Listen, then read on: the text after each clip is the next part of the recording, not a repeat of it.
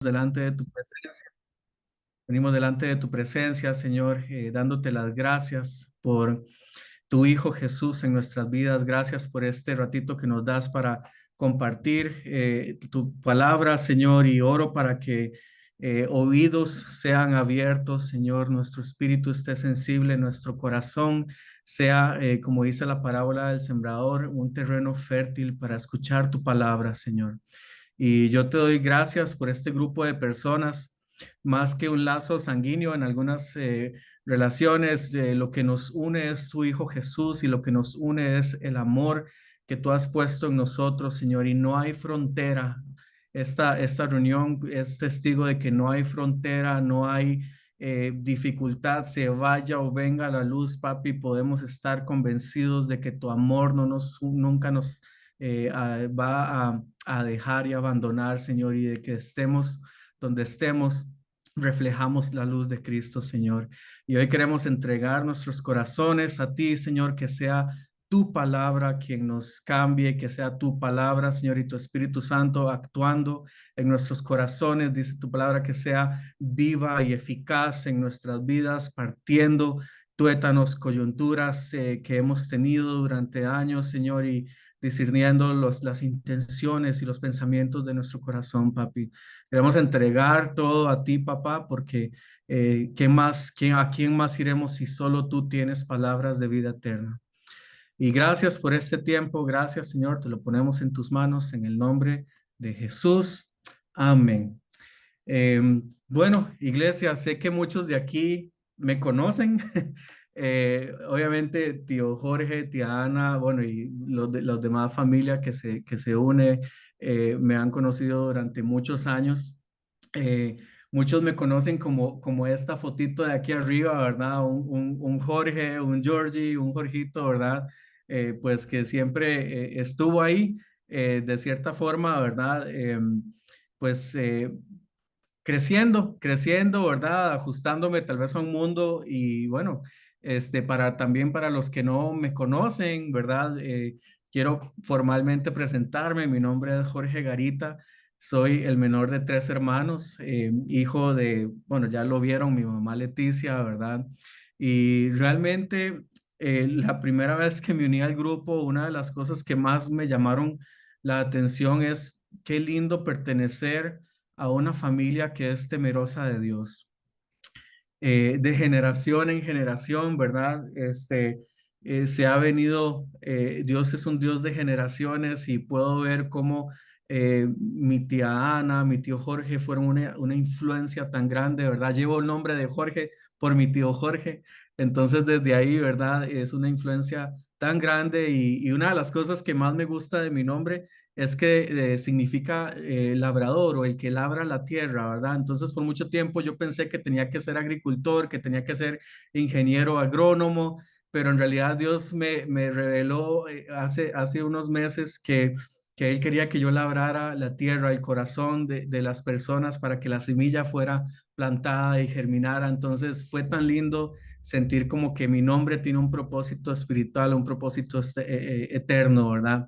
Pero bueno, aquí pueden ver ciertas fotos. Esta es mi familia. Yo tengo 17 años de casado con mi esposa Arlene. Tuve el privilegio de conocerla en Estados Unidos. Y bueno, mi esposa es de Honduras. Y ella pues está aquí en Costa Rica obviamente desde hace 17 años. Tenemos dos hijos. Hay uno que me han dicho que es una copia mía, ¿verdad? Una copia en chiquitito, que es Caleb. Ahí lo pueden ver. Caleb tiene un don musical. Dios le ha dado un talento enorme. Y él es parte de la banda de la escuela. Es el único varón que toca lira y gloria a Dios porque lo he escuchado en su cuarto, no solamente tocar canciones de la independencia y para los desfiles, sino también adorar a Dios de canciones cristianas que él oye y saca en la lira. Entonces Caleb es un niño muy inteligente, muy feliz. Y también está Liam. Liam, como pueden ver, tiene una carita un poco más chispita, ¿verdad? Le encanta estar moviéndose, le encanta también lo que es percusión. E igual sacó el talento de la familia de la música, ¿verdad?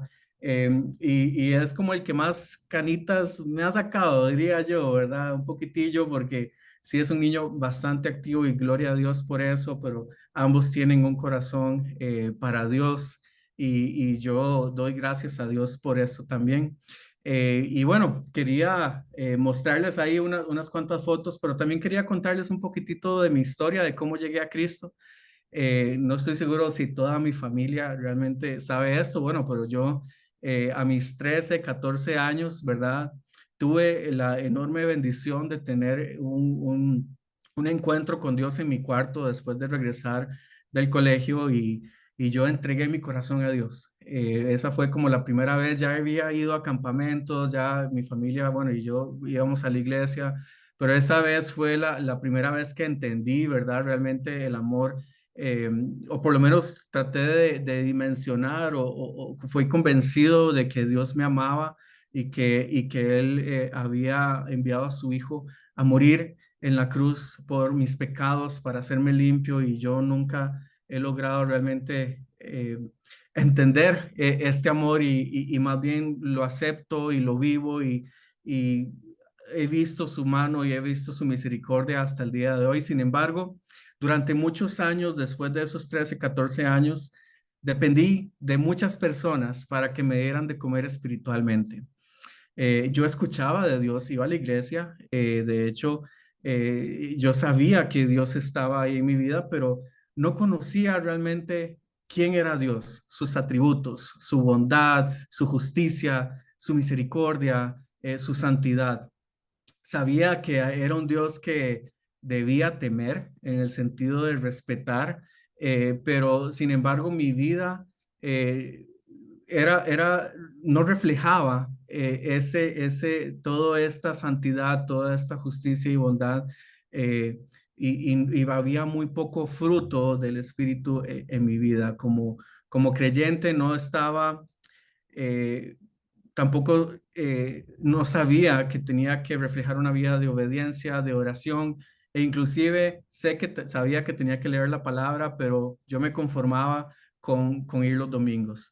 Y bueno, yo también heredé ese talento musical que hay en la familia bastante fuerte, ¿verdad? En mí se me dio con el bajo y la guitarra. Este, y desde muy corta edad aprendí a tocarlos. Y aprendí a servir en los ministerios de alabanza.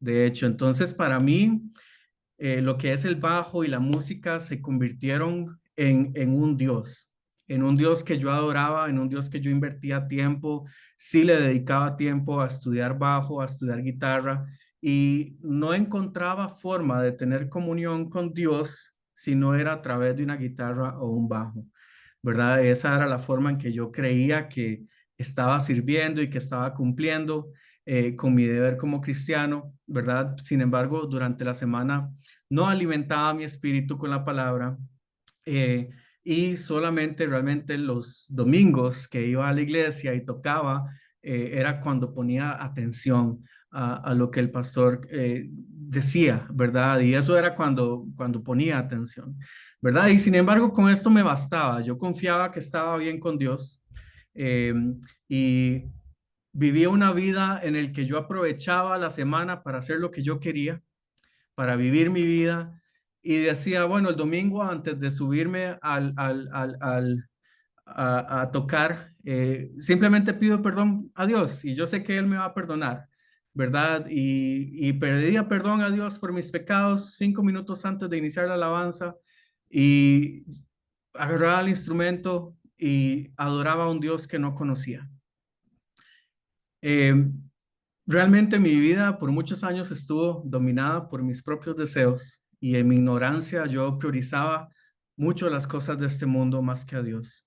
Y poco a poco, sin saberlo, me iba alejando de Dios, porque solo lo buscaba cuando tenía una emergencia, el famoso 911 de Dios, ¿verdad? En donde, Señor, estoy en esta situación, por favor, sácame. Sabía que Él estaba ahí, pero era como una llamada de emergencia o muchas veces solo lo buscaba para cuando realmente quería que algo me saliera bien y que algo bueno pasara en mi vida. Entonces ahí sí me metía en oración y le pedía a Dios y bueno, sin darme cuenta, había levantado muchos ídolos en mi vida. Y Dios no ocupaba ese primer lugar. Tal vez ocupaba un cuarto, quinto, sexto lugar, pero nunca ese primer lugar. Y yo hoy quiero que vayamos a la palabra, porque una situación similar vivió el pueblo de Israel hace más de 3000 años. Y vamos a ir a Segunda de Reyes, capítulo 22, versículos del 1 al 2. Y vamos a aprender de un joven que desde muy pequeño realmente, fue diferente en medio de una generación muy malvada y muy rebelde, con muchos ídolos y que se habían olvidado completamente de Dios. Vamos a leer Segunda de Reyes 22, del 1 al 2.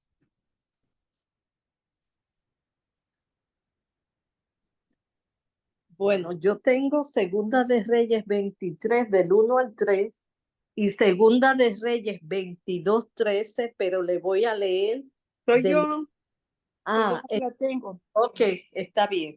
Ok. Dice, cuando Josías comenzó a reinar, tenía 8 años de edad y reinó en Jerusalén 31 años. El nombre de su madre era Gedida, hija de Adaía y Boscat.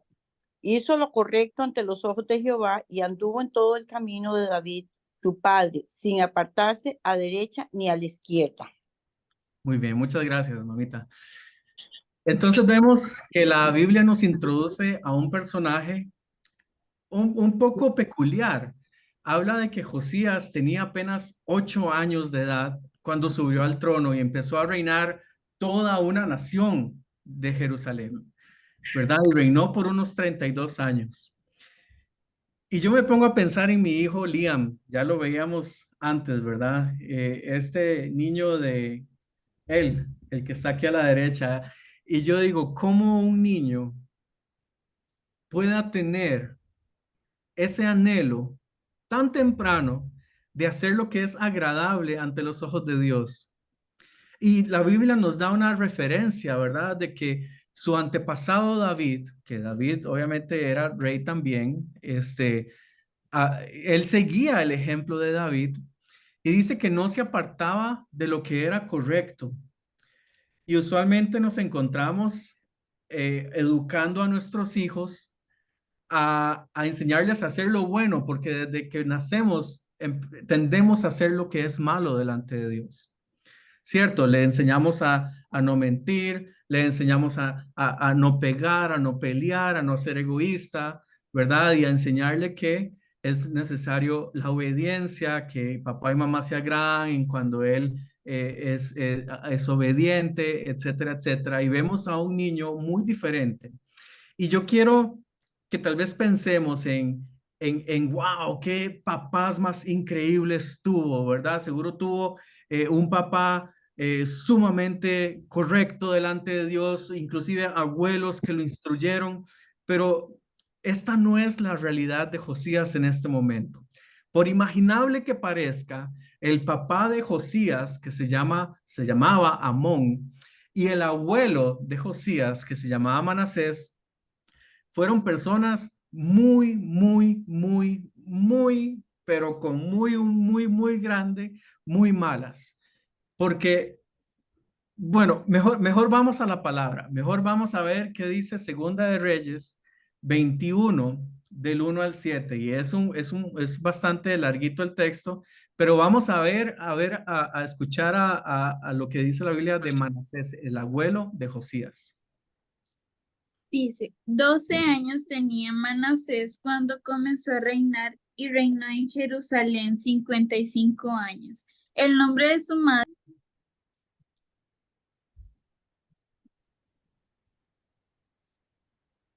Creo que se cortó.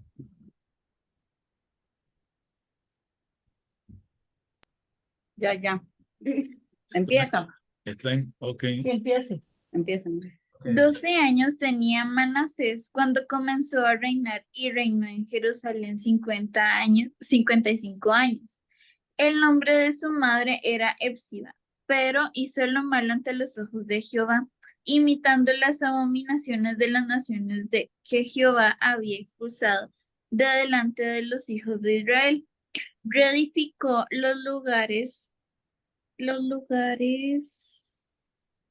ay, me perdí. El 3. Los lugares altos de su padre Ezequías había derribado, levantó altares a Baal e hizo una imagen de Aserá, como había hecho Acab, rey de Israel. Adoró además a todo el ejército de los cielos y rindió culto a aquellas cosas. Asimismo, edificó altares en la casa de Jehová, de la que Jehová había dicho, en Jerusalén pondré mi nombre. Y edificó altares para todo el ejército de los cielos en los dos atrios de la casa de Jehová. Además, hizo pasar a su hijo por el fuego y se dio a observar los tiempos. Fue agorero e instituyó encantadores y adivinos, multiplicando así la maldad de sus hechos ante los ojos de Jehová para provocarlo de ira. También puso una imagen de Aserá hecha por él en la casa de la cual Jehová había dicho a David y a Salomón, su hijo, pondré mi nombre para siempre en esta casa y en Jerusalén, a la cual escogí entre todas las tribus de Israel. Muchas gracias, Paulis. ¿Qué clase de abuelo tenía Josías? La Biblia nos da muchos detalles de lo que Manasés hizo. De hecho, Manasés es considerado como uno de los peores reyes que tuvo Israel. ¿Quién quiere tener en su familia a alguien así de malo? Me pregunto yo. Dice la Biblia en el versículo 16, si ustedes se van al versículo 16, que Manasés derramó tanta sangre inocente que toda Jerusalén se inundó de un extremo a otro. Manasés realmente fue un hombre muy malo, hizo lo malo delante de los ojos de Dios, se rebeló, muy posiblemente, bueno, y lo veíamos, edificó altares, sacrificó a su propio hijo en un altar como adoración a un Dios totalmente pagano e inicuo llamado Moloch, que era adorado. La forma en que este Dios era adorado era sacrificando y quemando niños, y Manasés siguió estas prácticas. Inclusive dice que la diosa Acera o Aserá, que él mismo talló en madera, era la mamá del dios de Baal, la diosa de la fertilidad y de la prostitución ritual sexual, donde la forma de adorar a esta diosa era tener prácticas sexuales, y lo hacían en el templo de Dios.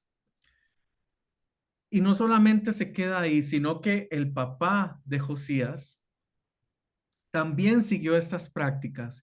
Y lo peor fue que no solamente fueron ellos haciéndolo, sino que instaron al pueblo de Dios a hacer estas prácticas. Dice la palabra que hacían más prácticas que los mismos cananeos, que las mismas personas que habían traído esto. O sea, ellos adoraban más a los dioses que las mismas personas que introdujeron esto. Y vamos a leer Segunda de Reyes 21, 19 al 22 para ver cómo su hijo, Amón, papá de Josías, siguió estas prácticas. ¿Qué dice Segunda de Reyes 21, 19 al 22? Dice la palabra del Señor. Reinado de Amón. De 22 años era Amón cuando comenzó a reinar, y reinó 2 años en Jerusalén. El nombre de su madre fue Mesulemet, hija de Arús, de Jotba. E hizo lo malo ante los ojos de Jehová, como había hecho Manasés su padre.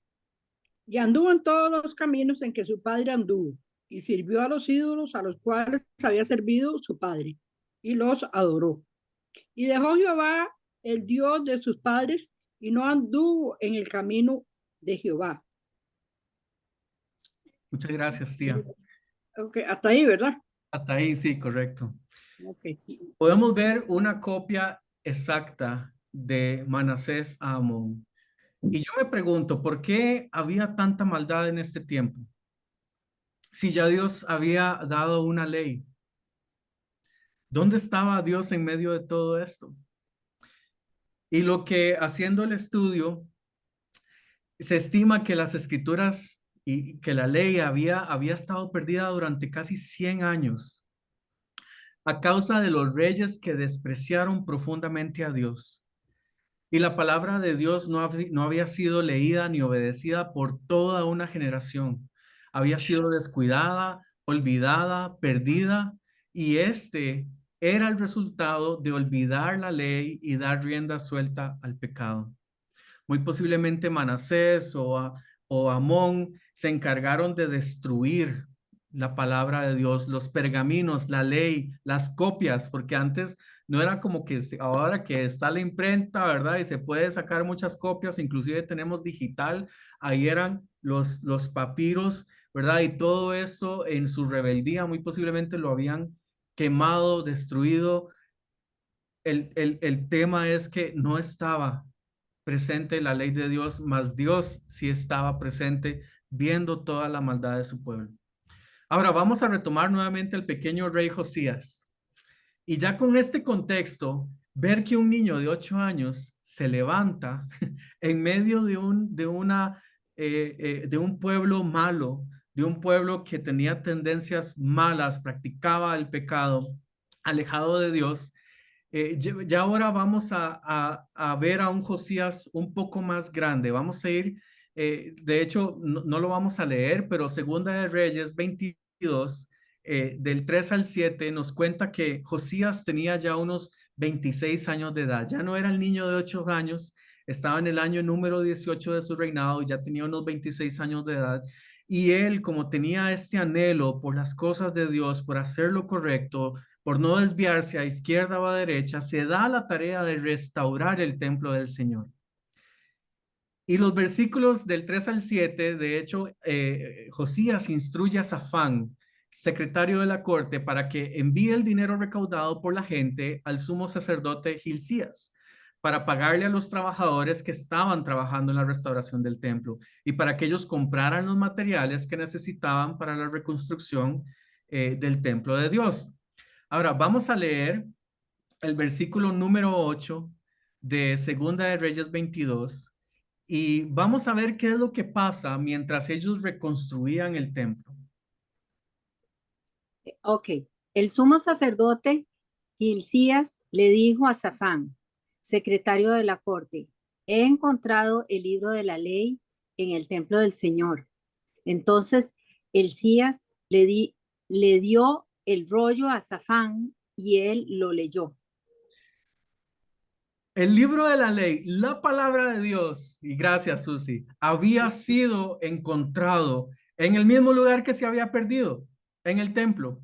Pero qué gran noticia, porque Safán y Hilcías tuvieron el privilegio de ahora leer la ley de Dios. Y yo me ponía a pensar, realmente vivimos en una época muy similar a la de Josías. Tenemos abundancia de Biblias, tenemos abundancia de versiones. Sin embargo, la palabra de Dios se ha perdido en nuestra sociedad. Incluso el día de hoy, muchas iglesias, la terrible verdad es que las escrituras han estado ausentes del púlpito durante ya mucho tiempo. Me ha tocado vivir por experiencia propia iglesias en donde tal vez es tanto el tiempo de alabanza y me tocó, de hecho, ir a tocar a una iglesia en donde fue tanto el tiempo de alabanza que el pastor se levantó y dijo, bueno, ya no nos queda tiempo para la predicación. Entonces nos vemos el próximo domingo. Y yo me pongo a pensar, Padre amado, ¿dónde nos perdimos? Aún en la vida de muchos cristianos hoy en día, la palabra de Dios es raramente leída. Y creemos que leyendo libros que abren de temas de la Biblia o de autoayuda, que con eso nos podemos alimentar nuestro espíritu. Y no estoy diciendo que la literatura cristiana sea mala de ninguna forma, pero un cristiano verdadero atesora la palabra de Dios, se nutre de ella para una verdadera transformación. y sabe que hay una dependencia enorme en su caminar para que la palabra de Dios sea esa lumbrera, esa guía, esa luz en cada uno de los pasos que el cristiano dé. Y dice el versículo 8 que Hilcías había encontrado el libro de la ley, el Pentateuco, los primeros 5 libros de las Biblias escritos por Moisés, muy posiblemente el rollo original, porque como les decía, los reinos anteriores habían destruido todas las copias que existían y este lo habían escondido de tal forma que cuando ellos estaban remodelando el templo, lo encontraron. Y Safán se lo entregó a Josías para que lo leyera. Dice inmediatamente, yo me imagino a Josías leyendo esto y el peso de la palabra de Dios cayendo sobre Safán en su mente y en su corazón. Y Safán lo primero que hizo fue ir y darle noticias al rey Josías y le informó que sí, habían entregado el dinero, pero que habían encontrado el rollo de la ley y se lo leyó al rey. Vamos al versículo 11 para ver qué es lo que pasa cuando el rey escucha por primera vez la ley. Ujú. Cuando el rey oyó lo que estaba escrito en el libro de la ley, rasgó su ropa en señal de desesperación. Yo quiero hacerles una pregunta y voy a abrir la oportunidad para que tal vez una persona me conteste esta pregunta. ¿Qué significa la reacción del rey Josías al escuchar el libro de la ley? ¿Qué significa ese rasgar sus ropas? Alguien que me responda. ¿Qué creen que significa? Yo pienso que es una forma como de que vio la verdad y a la vez fue reflejado el pecado que estaban haciendo. Entonces fue como una forma de arrepentimiento, de quitarme todo lo malo de encima de mí. Excelente respuesta. Y no es porque sea mi mamá, pero excelente respuesta, porque eso fue. Josías pudo entender que el estándar de Dios era la ley, ¿verdad? Y era la palabra. Y que él inclusive en su ser había sido ignorante de ese estándar. Y él, a pesar de que tuvo un anhelo desde pequeño, él se dio cuenta de su condición cuando fue confrontado con la palabra. Y también su corazón fue humillado y contrito delante de Dios en lamento y en dolor por ver la culpa de Judá y por saber y entender que Dios era un Dios que ya había dicho que si practicaban tales cosas iba a venir castigo. Y Josías fue confrontado. Y yo me imagino que un rey al rasgar sus vestiduras tuvo que caer al suelo de rodillas. Y su dolor fue grande. Pero Josías no se quedó ahí. Dice que cuando Josías tomó posesión de la palabra de Dios, más bien se dio cuenta que la palabra de Dios había tomado posesión de él. E inmediatamente, en los siguientes versículos, dice que Josías da órdenes a 4 hombres, a Hilcías el sacerdote, a Sicam, hijo de Safán, a Safán el secretario y a Asías, consejero personal del rey, para que fueran a consultar a una profetisa llamada Hulda de lo que habría de suceder. Y vamos a leer el versículo 13 de Segunda de Reyes 22. Vayan al pueblo y consulten al Señor por mí, por el pueblo y por toda la gente de Judá. Pregunten acerca de las palabras escritas en ese rollo que se encontró, pues el gran enojo del Señor arde contra nosotros, porque nuestros antepasados no obedecieron las palabras de este rollo. No hemos estado haciendo todo lo que dice que debemos hacer. Wow. Josías dice nuestros antepasados, pero dice lo que me encanta de este versículo es que dice consulten al Señor por mí. Josías se preocupó primero por cómo estaba su corazón delante de Dios, porque ahora él sabía el estándar. Entonces decía, consulten al Señor por mí, luego por el pueblo y por toda la gente de Judá. Y Hulda la profetisa les confirma el juicio y el castigo de Dios sobre todo Israel y sus habitantes, porque en el versículo 17 Dios dice que estaba muy enojado con ellos por todo lo que habían hecho. Y dice el Señor que mi enojo ardirá contra este lugar y no se apagará. Y Josías había entendido que todo tenía que cambiar, empezando por él y por un arrepentimiento genuino delante de Dios. Y en el versículo 19, no lo vamos a leer, pero el versículo 19, Dios contesta esa petición de que consulten al Señor por mí. Dios contesta y dice, rasgaste tu ropa en señal de desesperación. O sea, Dios vio que él se había rasgado sus ropas y lloraste delante de mí arrepentido. Ciertamente te escuché, dice el Señor, por eso no enviaré el desastre que he prometido hasta después de que hayas muerto y seas enterrado en paz. Tú no llegarás a ver la calamidad que traeré sobre esta ciudad. Dios tuvo misericordia de Josías. Dios vio su corazón arrepentido y Dios supo que Josías realmente había tenido ese encuentro con la palabra. Y los siguientes versículos son increíbles porque el efecto que esto trae en Josías es que ahora él se levanta en fe. ¿Y por qué digo en fe? Porque él empieza a tomar acción. Después de haber escuchado una vez la palabra, su vida se ve completamente transformada y su mundo alrededor tiene que cambiar. Y vamos a ir a 2 de Reyes 23, del 1 al 3, para leer qué es lo que hace Josías. Entonces el rey convocó a todos los ancianos de Judá y de Jerusalén. Luego subió al templo del Señor junto con todos los habitantes de Judá y de Jerusalén, acompañado por los sacerdotes y los profetas, toda la gente, desde el menos importante hasta el más importante. Allí el rey les leyó todo el libro del pacto que se había encontrado en el templo del Señor. El rey tomó su lugar de autoridad junto a la columna y renovó el pacto. En presencia del Señor, se comprometió a obedecer al Señor, cumpliendo sus mandamientos, leyes y decretos con todo el corazón y con toda su alma.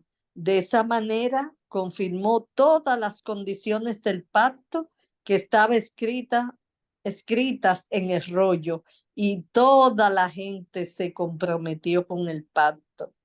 Eso es lo que necesitamos hoy en día que hagamos todos. Amén. Amén, amén. Y me encanta como usted lee, por cierto. Wow, qué rico lee. Qué increíble esta reacción de Josías, porque él inmediatamente supo lo que tenía que hacer.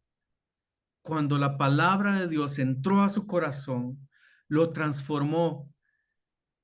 Y Josías en el capítulo 23, y les insto a que sigan leyendo el capítulo 23, porque Josías empieza a demoler todas las edificaciones de los santuarios paganos, ejecutó a los sacerdotes paganos, quemó los huesos humanos en altares para profanarlos, para decir, en este lugar nunca más se va a adorar, y para que nunca más se adorara a ninguna otra diosa, a ningún otro dios de ese lugar. Se deshizo de los mediums, se deshizo de los videntes, de los ídolos y de toda práctica detestable ante los ojos de un Dios santo. Profanó el altar de Tofet. ¿Qué quiere decir esto? Que ese altar nunca más sirvió para que nadie más sacrificara a un hijo o una hija en el fuego como ofrenda a Moloch, como lo hizo su abuelo Malasías, perdón, ya me confundí, pero nunca más nadie volvió a sacrificar ahí. Y fue una acción tan real. Él logró identificar dónde estaban y fue limpiando desde el templo hasta Judá, hasta todo el pueblo, todos los altares, los quemó y dice los llevó a cenizas. Él mismo se dio a la tarea de hacer esto. Y tal fue su legado que la Biblia rinde un informe estelar acerca de la vida de Josías y lo vamos a leer en Segunda de Reyes 23-25.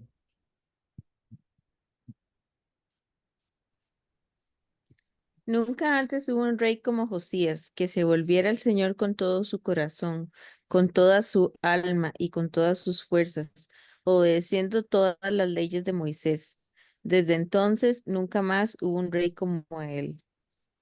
Qué increíble, gracias, Pin, qué increíble que Josías tomó en serio la palabra de Dios. Ya no era un anhelo de hacer lo correcto, ahora era un deseo ardiente por cumplir la palabra de Dios, por establecer todos los mandatos y todas las ordenanzas que el Señor había dejado en la ley. Y dice la historia que nunca más hubo un rey como él. De Josías aprendemos muchas cosas y con esto voy a ir terminando. Muchísimas cosas que nos deben enseñar y que nos deben retar para tomar en serio las escrituras. Josías anhelaba y atesoraba la palabra de Dios, aún desde pequeño. Él quería hacer lo que era correcto delante de los ojos de Dios. Su anhelo por la palabra es igual, de hecho, al mandato que el apóstol Pedro hace a los cristianos en Asia Menor, y lo vamos a leer en Primera de Pedro 2, 1 y 2. Por tanto, desháganse de toda mala conducta, acaben con todo engaño, hipocresía, celos y toda clase de comentarios hirientes. Como bebés recién nacidos, deseen con ganas la leche espiritual pura para que crezca a una experiencia plena de la salvación. Pidan a gritos ese alimento nutritivo ahora que han probado la bondad del Señor. Iglesia, yo quiero hacerles unas preguntas y la primera es, ¿cuándo fue la última vez que leíste la palabra de Dios y como Josías caíste postrado y rasgaste tu corazón y dijiste, te lamentaste? ¿Cuándo fue la última vez que anhelaste la palabra de Dios como un bebé recién nacido que gime y que llora por recibir ese alimento, esa leche, que lo único que hace es hacerlo crecer y que limpia su impureza? ¿Cuándo fue la última vez que pediste a gritos desde tu ser ese alimento nutritivo? Yo esta historia la compartí con mi hijo, Caleb, hace un par de semanas ya. Y una de las cosas donde sus ojitos más se le abrieron los ojos, ¿verdad? Donde el momento en que más él se quedó así como, wow, fue de saber que Josías era un niño como su hermano y que hacía en la edad de su hermano y que Josías hacía lo correcto delante de Dios. Y estudiamos esto. Yo me senté con él a estudiar la palabra, a profundizar en la palabra con él. Y una de las cosas que primero él hizo fue, papá, yo quiero enseñar esto a otros. Vamos a una iglesia en donde él va a un grupo de niños de 10 a 12 años que se llama Forjadores. Y él inmediatamente agarró una tablet que tenemos y empezó a hacer una presentación. Yo no sabía en el momento qué era lo que estaba haciendo. Y lo pude ver que estaba muy afanado y él estaba haciendo la presentación de lo que él, del impacto de la palabra y de la historia del rey Josías, y él me decía, quiero llevar esto, quiero enseñar esto. Y de hecho mi esposa se sentó con él a ayudarle a hacer su primera enseñanza. Pero yo dije, qué increíble, papi, que tu palabra puede impactar a un niño de 10 años, a un adulto ya de 41 años o a cualquiera. Tu palabra tiene el mismo efecto. Y me he preguntado esto, ¿cuánta prioridad le estoy dando a la palabra de Dios? cuánto anhelo estar en su palabra. ¿Cuáles son aquellos ídolos que he levantado que necesito que el Espíritu me ayude a identificar e ir y destruirlos? Y presentarme a Dios como obrero aprobado que no tiene nada de qué avergonzarse, sino que usa con expertise la palabra de verdad. Y para terminar, yo quiero que oremos. Yo quiero que oremos porque esta historia realmente nos abre los ojos a qué estamos haciendo hoy con la palabra. ¿Cuántas veces Jorge no leyó la palabra y simplemente la leyó por leer o prefirió leer un libro? Pero ahora con intencionalidad, buscando que esta palabra misma sea la que me transforme, clamo a Dios para que me lo revele por medio de su Espíritu Santo. Y yo quiero orar, y aquí vamos a terminar este tiempo de enseñanza, pero antes de yo orar, por favor, usted ore. Usted ore un momento ahí donde usted está, en el país en el que usted esté, en el cuarto en el que usted esté. Y diga, Señor, pon en mí el deseo de alimentarme con tu palabra y que tu palabra, Señor, venga a transformar mi vida. Venga a ayudarme a hacer crecer mi espíritu. Venga a guiar mis pasos. Venga a hacerme tomar acción y en fe destruir los ídolos que he levantado. Señor, te pido perdón. Mi corazón se lamenta y está arrepentido por todas estas cosas que tal vez he adorado y no te he puesto como primer lugar, Señor. Mas ahora tomo pasos de fe para cambiar esta situación e impactar mi entorno. Esto te lo pido en el nombre de Jesús. Amén.